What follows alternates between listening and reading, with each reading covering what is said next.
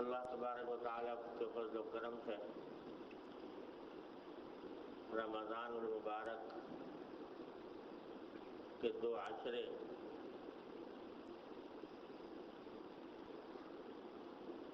اللہ تبارک و تعالیٰ نے اپنے فضل و کرم سے عطا فرمائے، اور اب تیسرا عشرہ شروع ہو رہا ہے، بلکہ ہو چکا ہے، اور یہ عشرہ در حقیقت پورے رمضان کے مہینے کا، اگر اس کو عطر کہا جائے، عطر اور نچوڑ، تو غلط نہیں ہوگا۔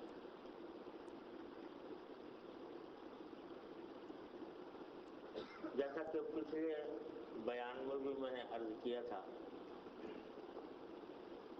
اس حقیقت کو اللہ تبارک و تعالیٰ ہمارے دلوں میں بٹھا دے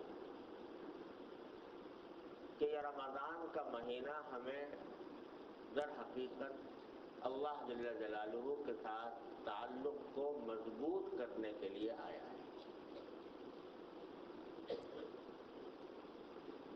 روزہ ہو یا تراویح ہو، الحمدللہ وہ تو اس رمضان کی خصوصیات ہیں ہی، لیکن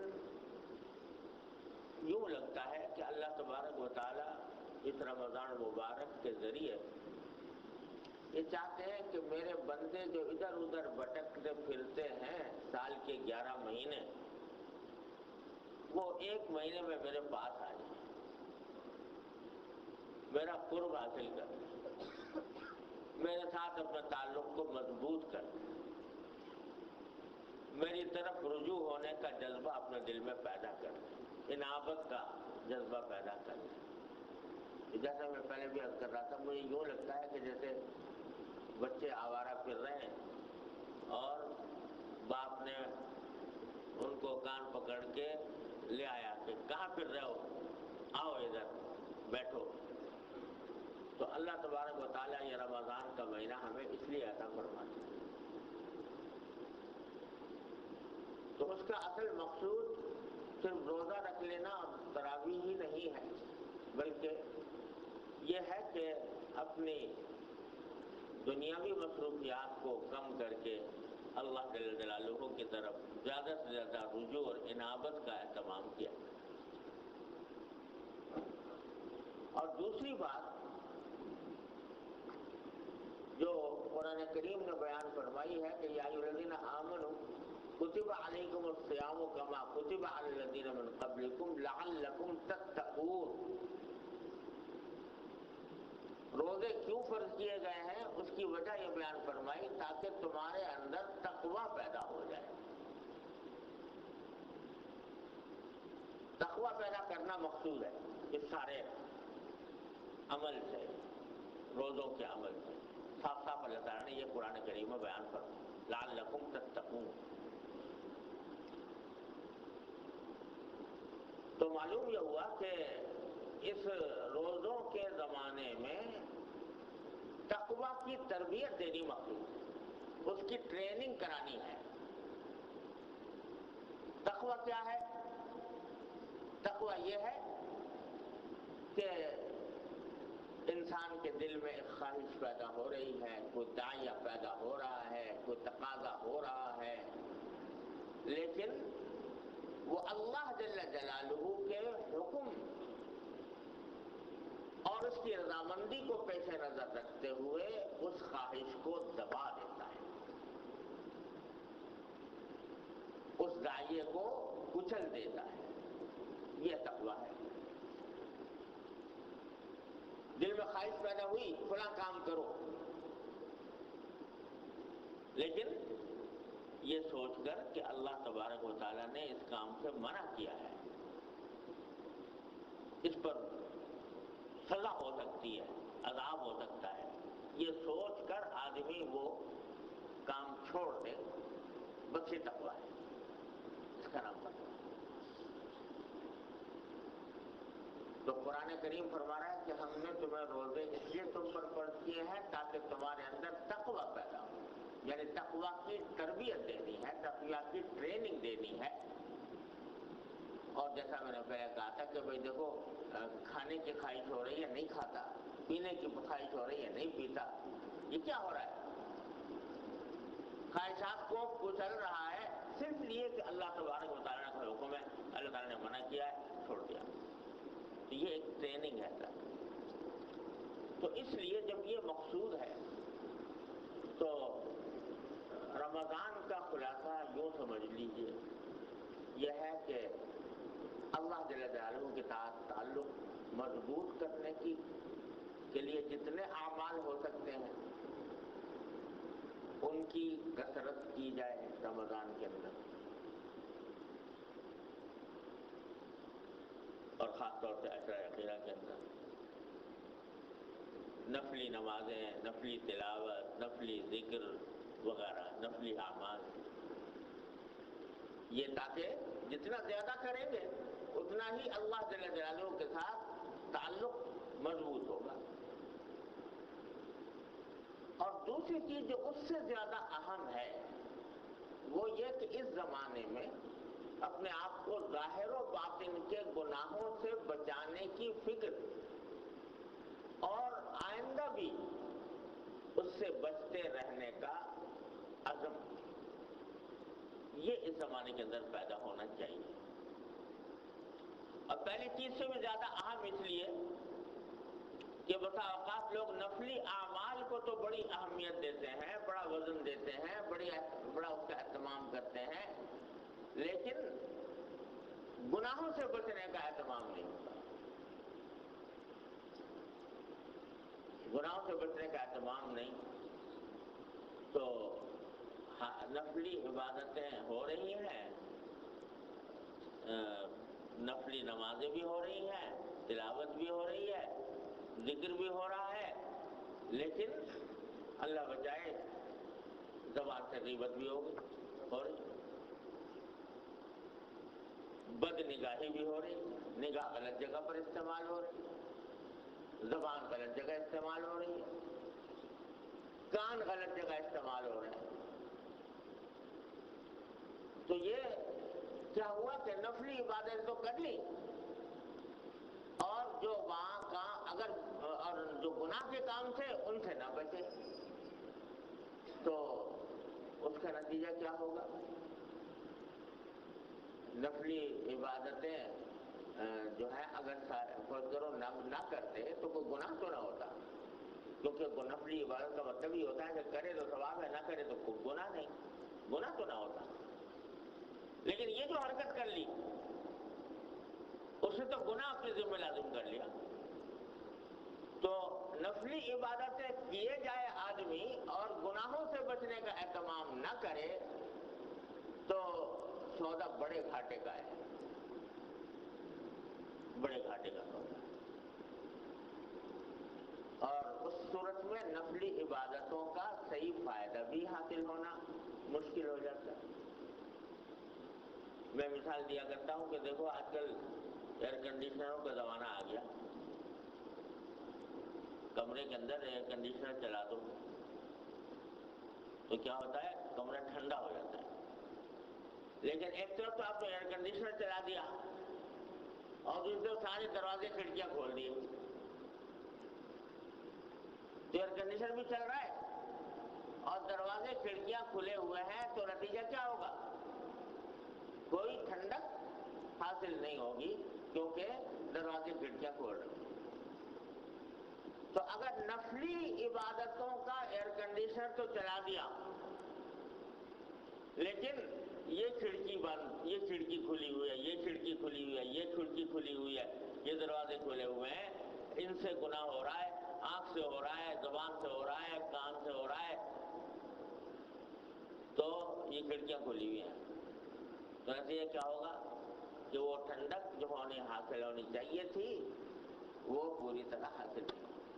لہذا گناہوں سے بچنے کا اہتمام، اپنے آپ کو بچانے کا اہتمام، یہ نفلی عبادتوں سے زیادہ اہم اور ضروری ہے. اور گناہ بھی دونوں قسم کے، ضرور ظاہر الاسم و باطنہ، ظاہر کے جو گناہ ہیں وہ بھی چھوڑنے ضروری، اور باطن کے جو گناہ ہیں ان کو بھی چھوڑنا ضروری۔ ظاہر کے گناہ اکثر لوگوں کو پتہ ہی ہے، جھوٹ بولنا، غیبت کرنا، ناجائز معاملات کرنا، سود کھانا، حرام کاموں میں مبتلا ہونا وغیرہ وغیرہ۔ اور باطن کے گناہ حسد ہے، بغض ہے، تکبر ہے، بے صبری ہے، یہ بے شمار گناہ ہیں جو باطن سے تعلق رکھتے ہیں، تو ان سے بھی بچنا ضروری ہے، اور ان سے بھی اپنے آپ کو بچانے کی فکر ضروری ہے۔ اس زمانے میں اگر یہ فکر کر لی جائے گی اور اس کا اہتمام کر لیا جائے گا تو اللہ تبارک و تعالیٰ نے یہ زمانہ سازگار بنایا ہے اس کام میں۔ فرماتے ہیں شیطان کو ہم نے قید کر لیا ہے یہ زمانے میں، لہذا پہلے گناہوں پر ابھارنے والی دو طاقتیں ہوتی تھیں، شیطان بھی ہوتا تھا، نفس بھی ہوتا تھا۔ اب شیطان کے اغوا کی طاقت سلب کر لی اللہ تبارک و تعالیٰ نے اس زمانے میں، تو صرف لے دے کے نفس رہ گیا، یہی ہوا۔ اس کو ذرا قابو کر لو اس زمانے کے، تو انشاءاللہ تعالی من سلم لہ رمضان سلمت لہ السنہ۔ تو اس غرض سے خیال ہوا کہ ساتھیوں کا کہنا تھا کہ روزانہ کچھ تھوڑا سا بیان ہو جائے کرے، تو خیال یہ آیا کہ اللہ تبارک و تعالیٰ ہمیں گناہوں سے بچنے کی توفیق عطا فرمائے، اور ان گناہوں سے بچنے کے کیا ہیں وہ گناہ خاص طور پر جن سے خصوصی طور پر اہتمام کے ساتھ بچنا ہے، اور بزرگوں نے اس سے بچنے کے کیا طریقے بتائے ہیں، اس کے لیے حضرت والا کی کتاب پڑھا کرتے ہیں، تو وہ حصہ میں نے نکال لیا ہے جس میں ظاہر و باطن کے گناہوں کا بیان حضرت نے فرمایا۔ تو ان میں سے اس وقت جو سامنے ہے وہ غیبت کا گناہ ہے۔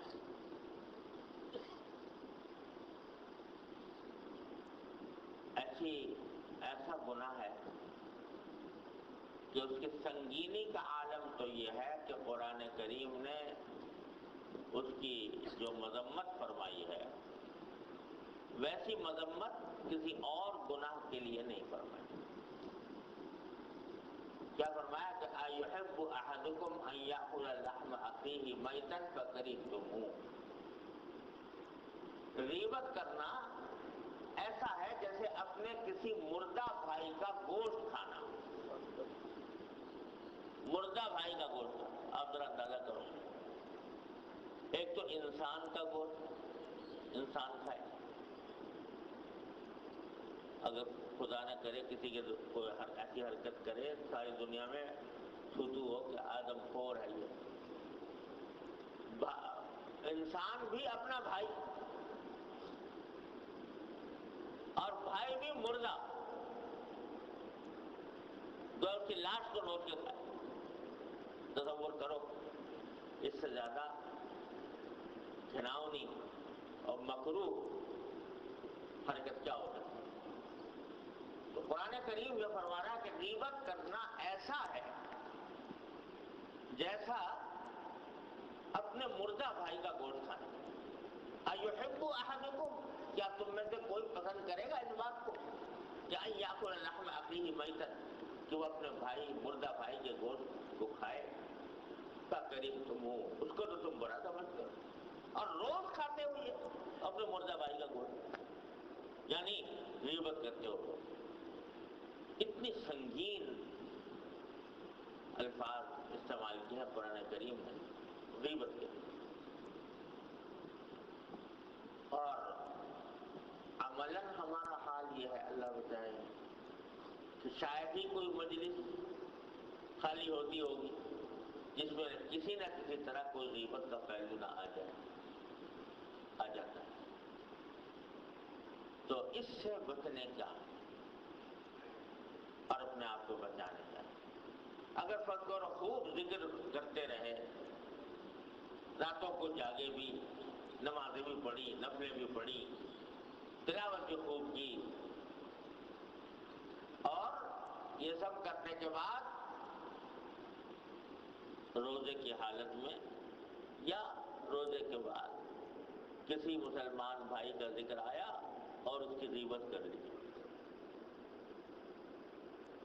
اگر روزے میں کی تو اللہ بچائے، روزے میں گویا روزہ توڑا، ایک مرحوم بھائی کے گوشت کھا کر روزہ توڑا.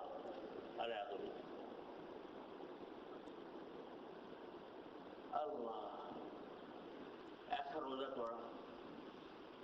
چاہے غیبت کرنے سے مفتی صاحب سے پوچھو تو فتویٰ یہ نہیں دے گا وہ کہ بھئی تمہارا روزہ ٹوٹ گیا، لیکن جو روزہ تھا، جو مقصد تھا، جو ان کی روح تھی، وہ تو ختم ہو گئی. ایک حدیث میں آتا ہے کہ ایک مرتبہ نبی کریم صلی اللہ علیہ وسلم تشریف لے جا رہے تھے تو رمضان کا مہینہ تھا. تو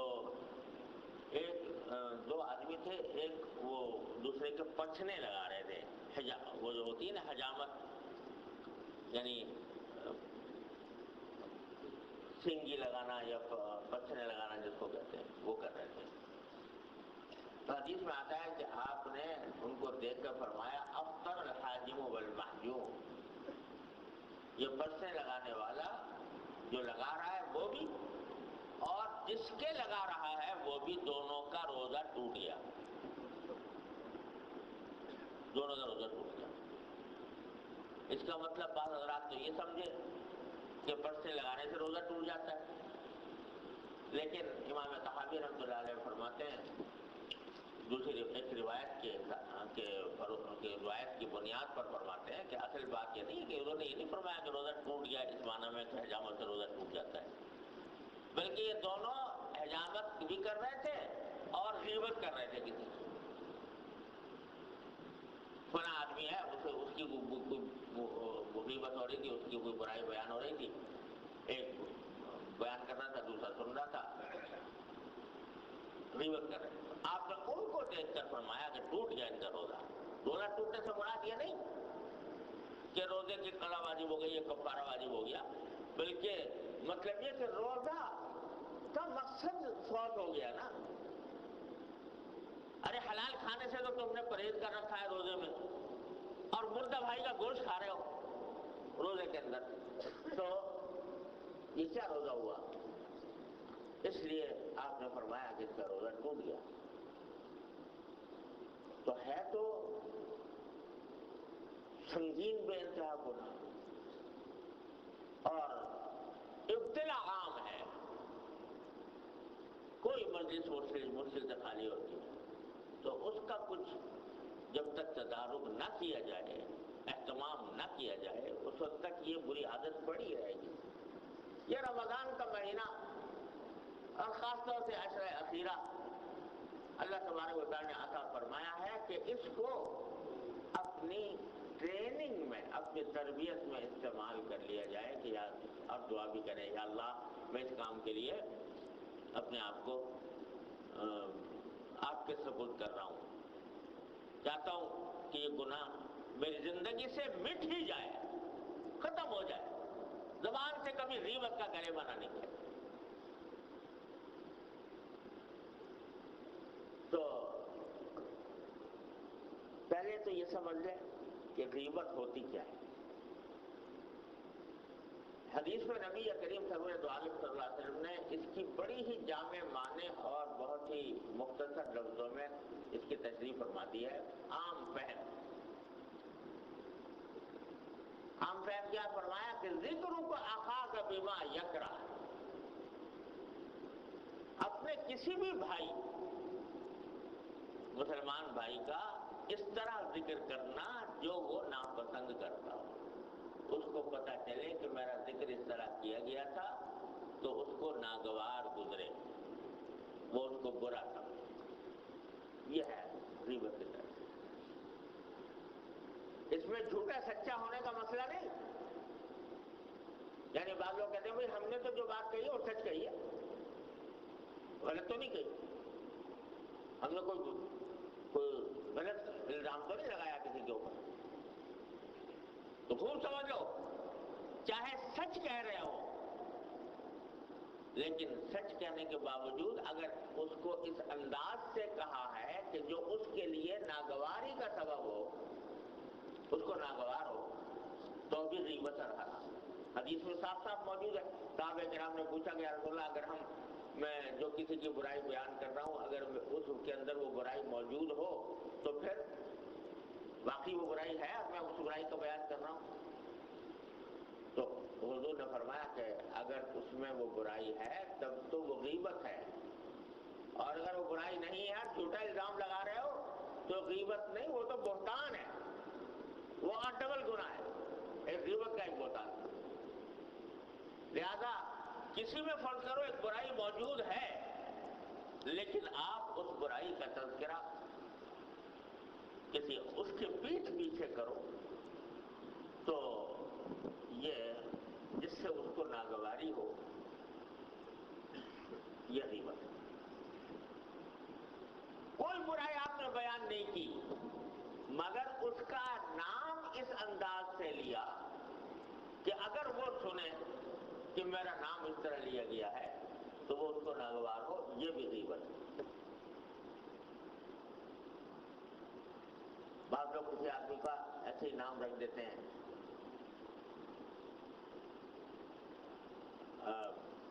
جو اس کا اصلی نام نہیں ہوتا، اس کو ذلیل کرنے کے لیے، حقیر کرنے کے لیے حقارت انداز میں اس کا نام کو جیسا لے لیتے ہیں۔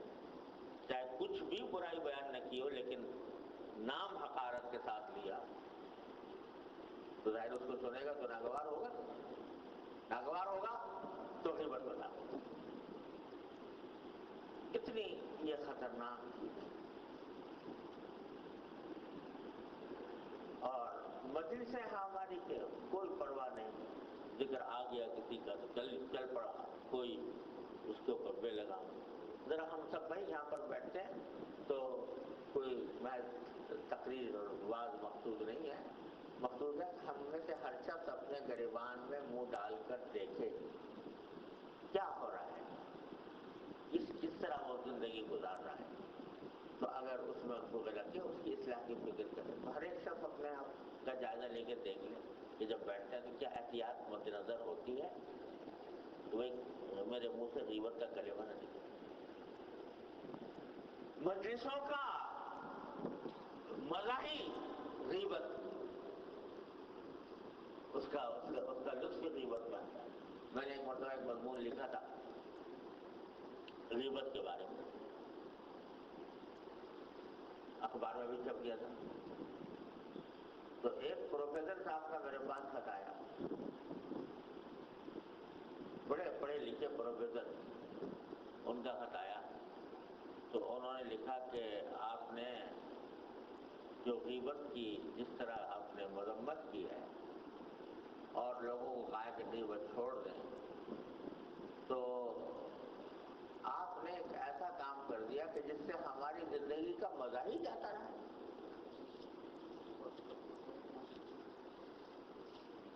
زندگی خشک ہو کر ہو جائے،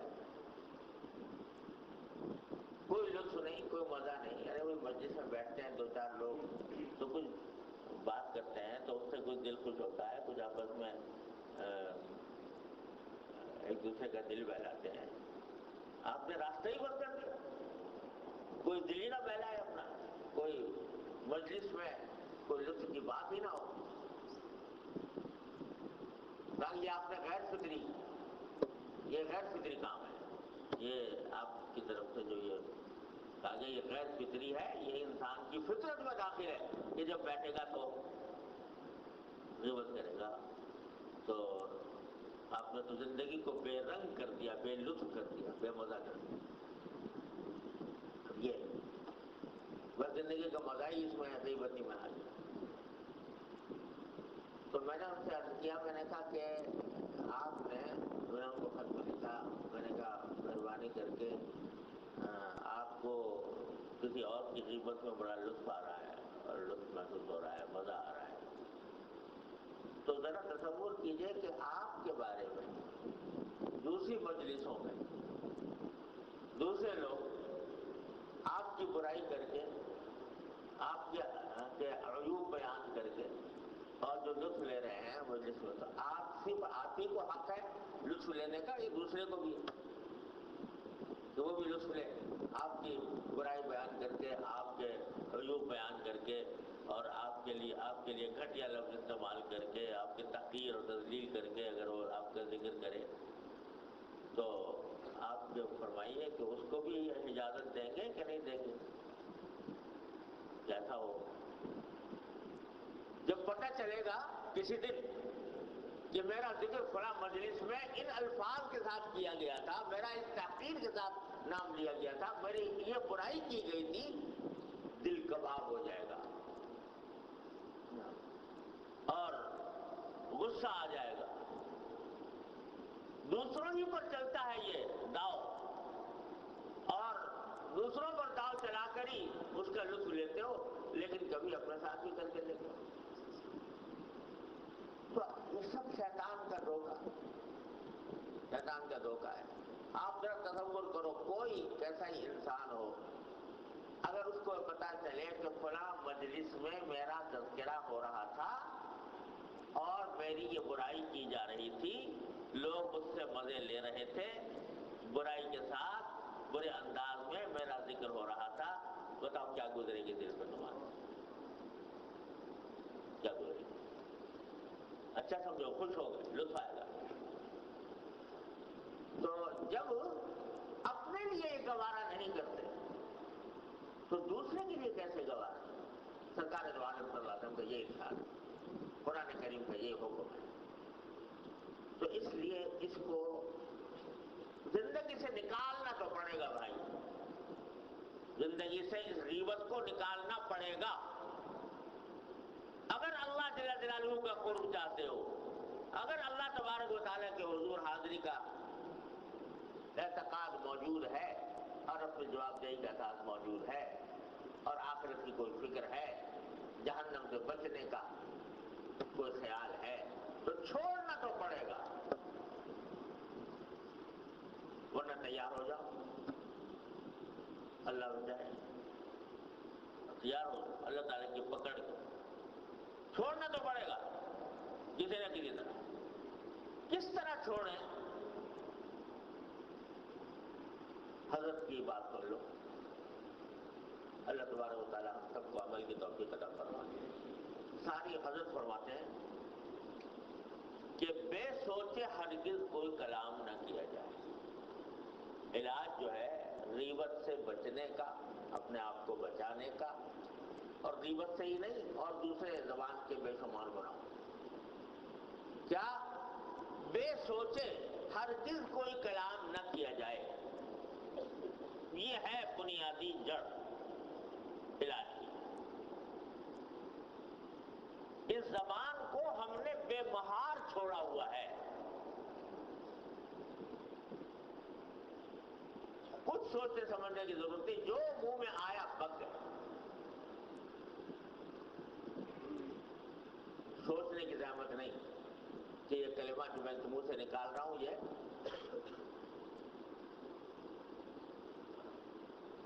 انجام کیا لائے گا، اس کا انجام کیا ہوگا. بے سوچے بے سمجھے الفاظ زبان سے نکل رہے ہیں، باتیں ہو رہی ہیں، سوچنے سمجھنے کی زحمت. حدیث میں آتا ہے نبی کریم صلی اللہ علیہ وسلم کا ارشاد ہے، اللہ فرمایا کہ بعض اوقات کوئی انسان اپنے منہ سے ایک کلمہ نکال دیتا ہے، کلمہ نکالتے وقت اس کو تصور بھی نہیں ہوتا کہ یہ میں کیا کر رہا ہوں.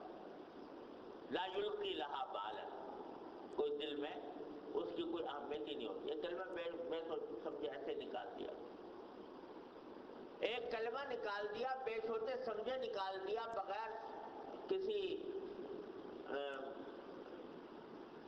مقصد کے نکال دیا، کوئی اہمیت ہی اس کو نہیں دی، لیکن وہ اس کو جہنم میں اوندھا منہ لے جا کر گرا دیتا ہے. ایک کلمہ،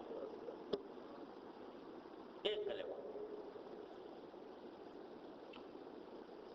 اور بعض اوقات اس کے برعکس کوئی شخص ایک کلمہ زبان سے نکالتا ہے، کوئی اہمیت نہیں دیتا، لیکن اللہ تبارک و تعالیٰ اس کی بدولت اس کو جنت تک پہنچاتا ہے. معمولی بات نہیں ہے یہ جو بات زبان سے کرنا، یہ کوئی معمولی بات نہیں ہے. یہی زبان اوندے منہ جہنم میں بھی لے جا سکتی ہے اور اللہ تبارک و تعالیٰ کے فضل و کرم سے جنت بھی عطا کر سکتی ہے. اتنی اہم چیز ہے اور اس کو بے لگام چھوڑا ہوا ہے، بے مہار چھوڑا ہوا ہے. کوئی فکر نہیں کیا لفظ منہ سے نکل رہا ہے، صحیح نکل رہا ہے، غلط نکل رہا ہے، جائز ہے ناجائز ہے، اس کی فکر نہیں. نتیجہ یہ کہ زبان ہے کینچی کی طرح چل رہی ہے اور کبھی اس گڑھے میں گرا دیا، کبھی اس گڑھے میں گرا دیا.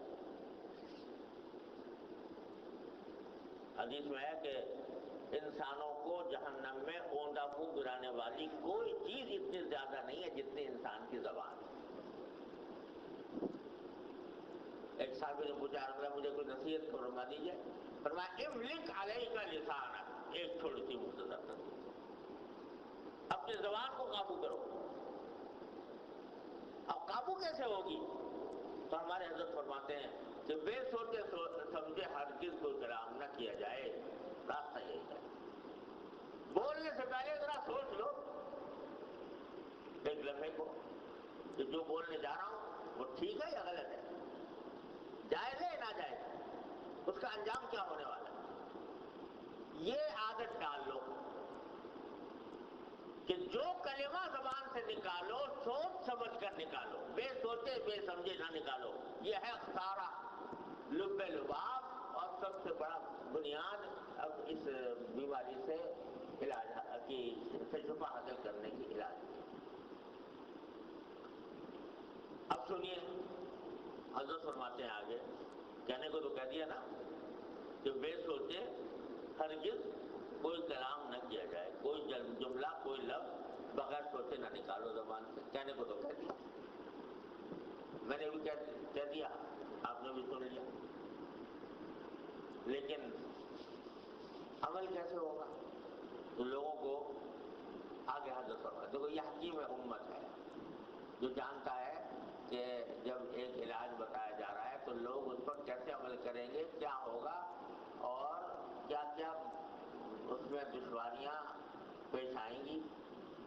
تو یہ حکیم امت بول رہا ہے، کہتا ہے کہ اگرچہ بعض اوقات یہ بھی نہ یاد رہے گا کہ سوچ کر بولوں. ہوتا ہے کہ نہیں؟ آج سے طے کر کے فرض کرو اس مجلس سے اٹھتے وقت طے کر لیا کہ اب جو کچھ بولیں گے وہ سوچ کر بولیں گے. لیکن طے تو کر لیا، لیکن آگے چل کے جب عمل کی دنیا میں پہنچو گے تو بسا اوقات یہ بھی یاد نہیں رہے گا کہ میں نے یہ عزم کیا تھا. ہوتا ہے کہ نہیں ہوتا؟ یہی ہوتا ہے کہ آدمی ویسے تو عزم کر گیا لیکن جب عمل کی دنیا میں داخل ہوتا ہے تو بھول بھال ہو جاتی ہے. اب اس سے گھبرا جاتے ہیں لوگ کہ بھائی عزم بھی کیا تھا اور ارادہ بھی پکا تھا، علاج بھی کرنے کی نیت تھی، لیکن جب گئے سب، جب عملی زندگی میں داخل ہوئے، زندگی کے معرکے میں آئے تو سب ٹائم فش ہو گیا. کوئی یاد نہ رہا کہ ہم نے کیا عمل کیا تھا، کیا عزم کیا تھا. تو اس کے نتیجے میں کیا ہوتا ہے کہ آدمی مجبور وہ ہو جاتا ہے، مایوس ہونے لگتا ہے کہ میں نہیں ہو سکتا، میرے بس کا نہیں ہے یہ کام. ایک مرتبہ عزم کیا پھر بھول گیا، پھر عزم کیا پھر بھول گیا، پھر عزم کیا پھر بھول گیا. تو میرے بس میں نہیں ہے، میں اس قابل نہیں ہوں کہ یہ اس کو بدل سکوں. اور پھر اپنا چھوڑ چھاڑ کے اسی دھندے میں لگ گیا جس میں پہلے تھا. بس یہاں حضرت فرما رہے ہیں، دیکھو فرماتے ہیں پتہ ہے ہمیں بھی پتہ ہے کہ جب تم یہ ارادہ کرو گے کہ بے سوچے سمجھے کوئی کلام نہ کیا جائے تو بعض اوقات پھر یہ بھی یاد نہ رہے گا کہ سوچ کر بولوں. بھول جاؤ گے. اگر بھول جاؤ تو بھی پریشان نہ ہو، بلکہ پھر کیا کرو کہ خیال رکھتے رہو۔ ایک مرتبہ بھول گئے، اچھا بھائی بھول گئے تھے، اب پھر اب نہیں بولیں گے، بغیر سوچے سمجھے نہیں بولیں گے۔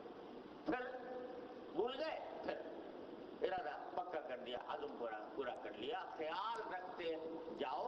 فرمایا خیال رکھنے سے اکثر اوقات یاد آ جایا کرے گا کہ سوچ کر بولو۔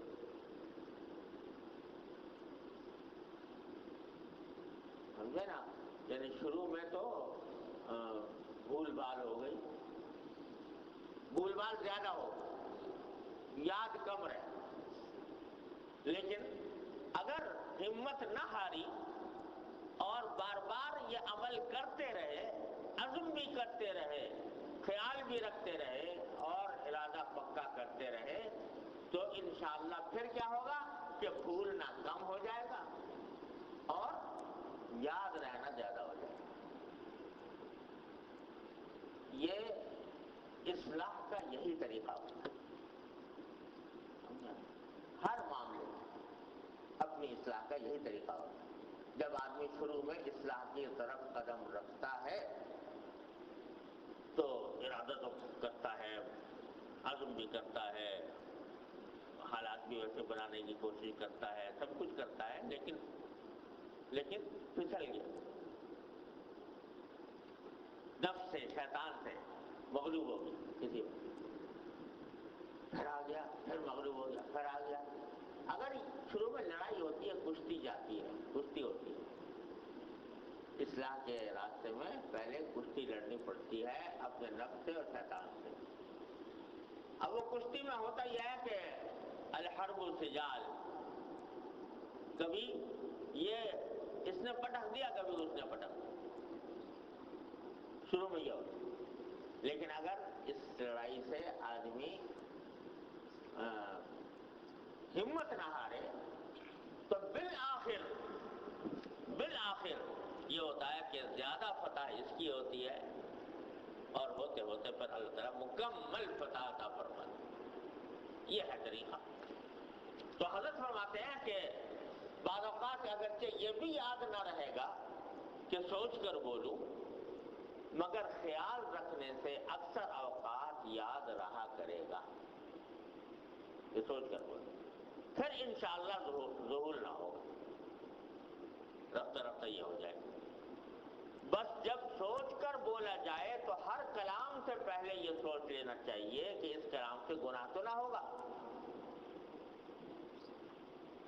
اگر گناہ ہو رہا ہوگا تو زبان کو بند کر لو، انشاءاللہ اس سے بہت کچھ اصلاح ہو جائے گی۔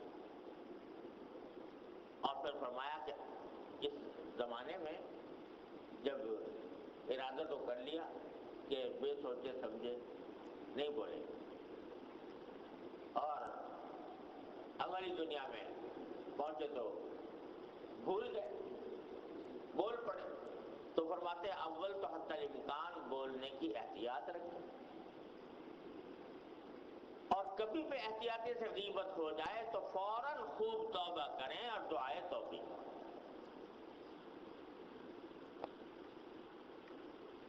تو بھائی اول کام تو یہ ہے کہ آج ہی سے اسی مجلس سے ہم اٹھ کر جائیں تو یہ عزم کر کے جائیں کہ جو کلمہ زبان سے نکلے گا وہ بے سوچے نہیں بولیں گے، سوچ کر بولیں گے کہ کوئی ایسی بات نہ نکل جائے جو اللہ تبارک و تعالیٰ کو ناراض کرنے والی ہے۔ اور اسی لیے حضرات صوفیاء کرام کے ہاں جو مجاہدات کرائے جاتے ہیں ان میں ایک بڑا مجاہدہ قلت کلام، کم بولو ہی کم، یہ مجاہدہ کرایا جاتا ہے قلت کلام۔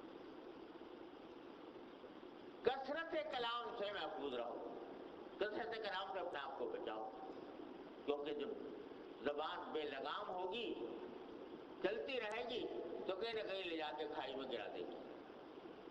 اس لیے بہت زیادہ گفتگو.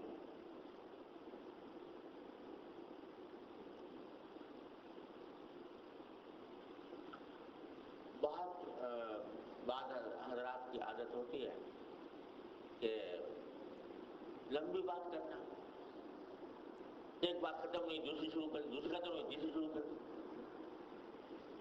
بے انتہا بات چیت.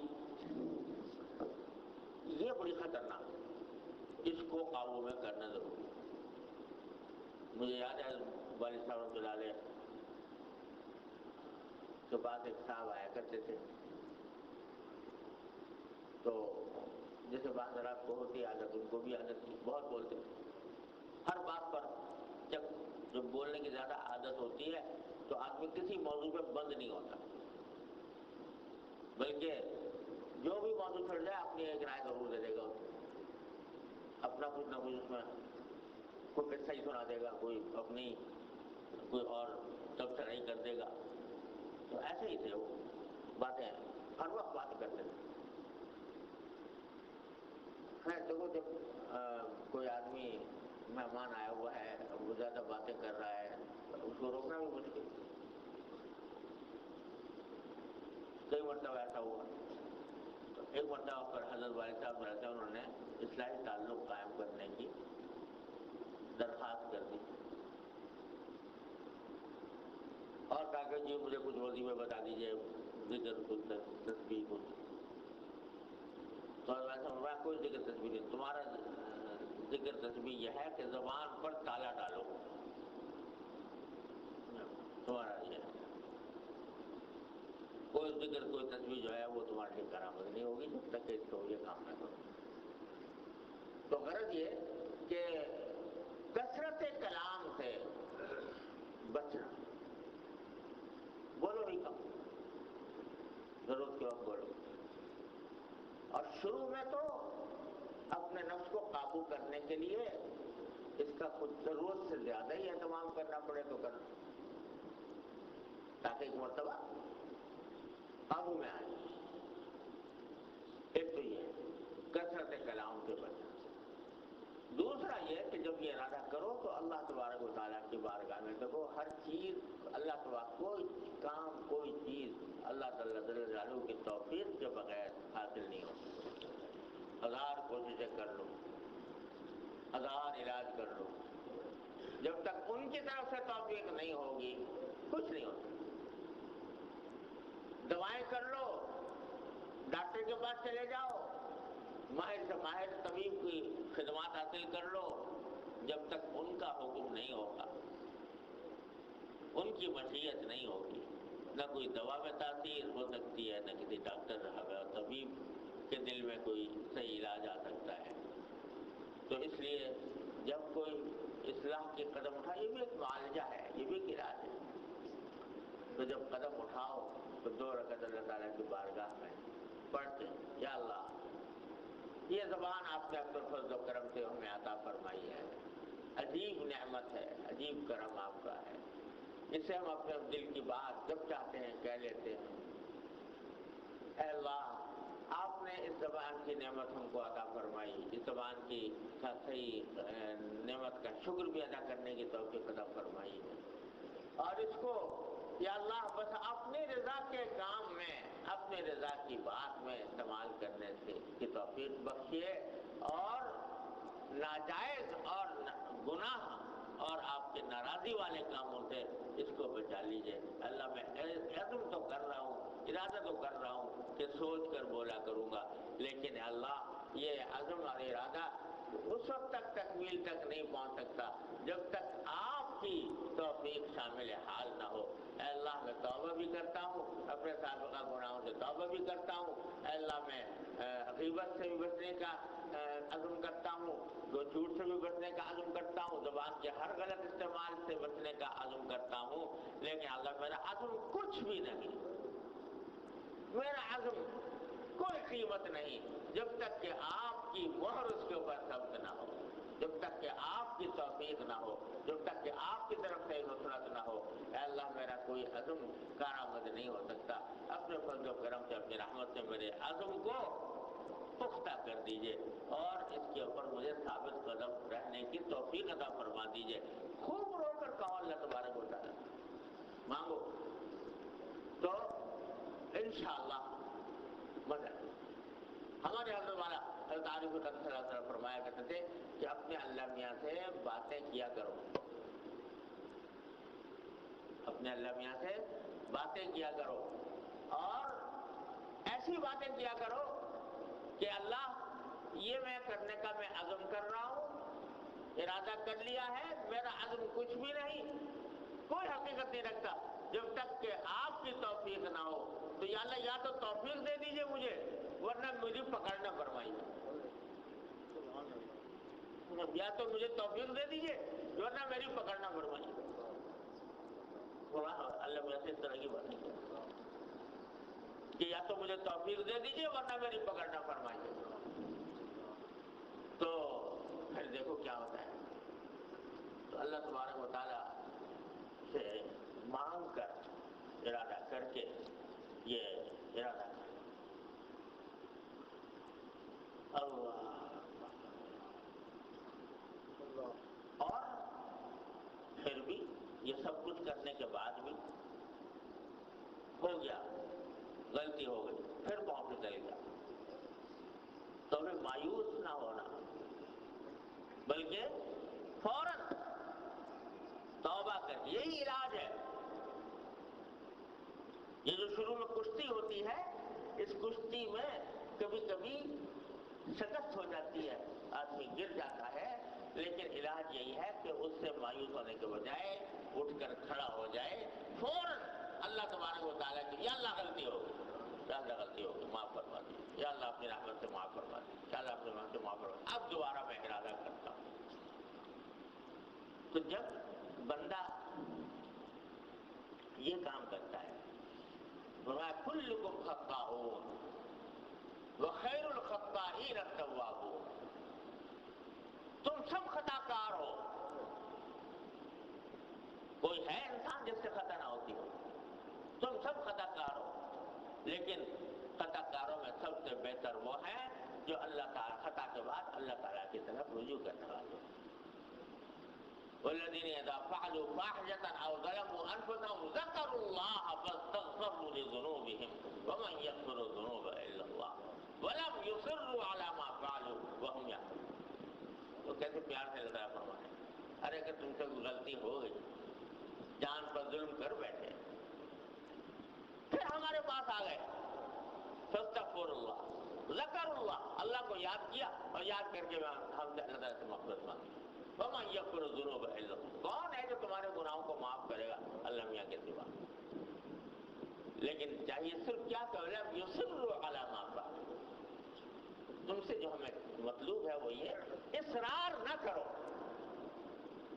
اس گناہ کے اوپر، اصرار نہ کرو، جانتے بوجھتے اصرار نہ کرو، پھسل کے آ جاؤ، معافی مانگ لو، اور جتنی مرتبہ رجوع کرو گے اتنا ہی انشاءاللہ پھسلنے میں کمی بھی ہوتی جائے گی، اور جب کمی ہوگی تو ایک وقت ایسا آ جائے گا کہ اللہ تبارک و تعالیٰ تمہیں اس غرض سے نجات عطا فرما دے۔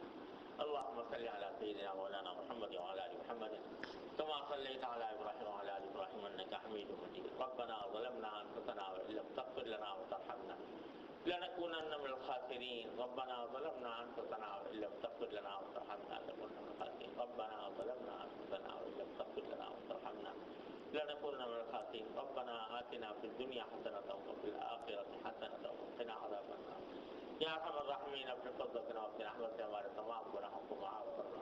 یا اللہ ہمارے مال و اخلاق کی اصلاح فرما۔ اے اللہ ہمیں سیدھے راستے پر چلنے کی توفیق عطا فرما۔ اے اللہ اپنی رحمت سے آپ نے اس رمضان کے مہینے کو تقویٰ کا مہینہ بنایا، صبر کا مہینہ بنایا، مواصلات کا مہینہ بنایا۔ یا اللہ اپنی رحمت سے اس مبارک مہینے میں ہمیں اپنے ظاہر و باطن کی اصلاح کی توفیق عطا فرما دیجیے۔ یا اللہ اس مبارک مہینے میں ہمیں اپنے ظاہر و باطن کی اصلاح کی توفیق عطا فرما دیجیے۔ یا اللہ اپنے رحمت سے توفیق عطا فرما دیجیے۔ اے اللہ ہر طرح کے شر سے حفاظت فرمائیے، ہر طرح کے شر سے، ہر طرح کے فتنے سے، معصیتوں سے، منکرات سے اے اللہ ہمیں نجات عطا فرما دیجیے، اس سے آئندہ حفاظت فرمائیے۔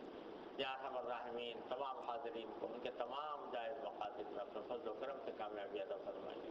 یا اللہ سب کی پریشانیوں کو دور فرما دیجیے, سب کی مشکلات کو آسان فرما دیجیے. اے اللہ ہم سب کا اپنے ذات کے ساتھ یا اللہ مضبوط تعلق عطا فرما دیجیے. یا اللہ ہمیں مضبوط تعلق والا بنا دیجیے. یا اللہ انابت کرنے والا بنا دیجیے, رجوع ہمیشہ اپنے طرف رجوع کرنے والا بنا دیجیے.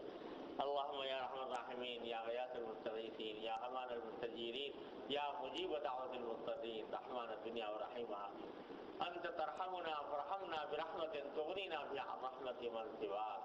اے اللہ اپنی رحمت سے ہماری زندگیوں کو اپنی رضا کے مطابق بنا لیجیے. اے اللہ ہماری زندگیوں کو اپنی رضا کے مطابق بنا لیجیے, ہمیں اپنے دین کے لیے قبول فرما لیجیے. اے اللہ اپنی رحمت سے اپنے فضل و کرم سے ہر طرح کے شر سے, معصیتوں سے, منکرات سے اے اللہ ہمارے گھر والوں, متعلقین, احباب سب کی حفاظت فرما دے. یا اللہ ہمیں دین کی صحیح سمجھ عطا فرما دے. اے اللہ اس پر عمل کی توفیق عطا فرما دے. اے اللہ اس پر استقامت عطا فرما دے. اللہم یا ارحم الراحمین انا نسألک من خیر ما سألک من عبدک و نبیک محمد صلی اللہ علیہ وسلم ونعوذ بک من شر ما استعاذک من عبدک و نبیک محمد صلی اللہ علیہ وسلم. ربنا تقبل منا انك انت السميع العليم وتب علينا انك انت التواب الرحيم. وصلى الله تعالى على خير خلقه محمد وآله وصحبه اجمعين. آمين.